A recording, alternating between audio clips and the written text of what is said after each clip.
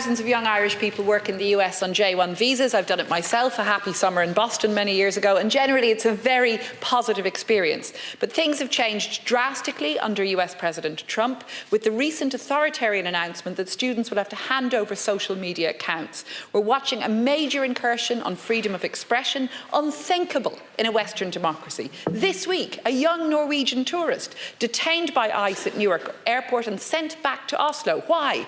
He had this meme on his phone, Minister, a meme depicting Vice President JD Vance as a baby. I mean, extraordinary, extraordinary that a young person with this amusing meme on their phone depicting a public person, that this would be used as an excuse to detain him for 5 hours and then deport him back to Oslo. What can you do to reassure young people here who hope to travel to the US on a J1 visa but are fearful of this treatment? Time is up, Deputy.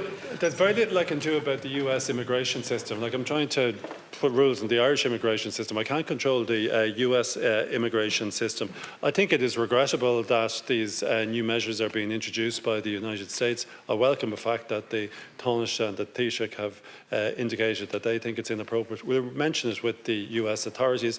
Hundreds of thousands, probably millions of Irish people have a great time on J1 visas. They're still doing it this year. They've done it in the past, and I think it'll continue into the future, Deputy.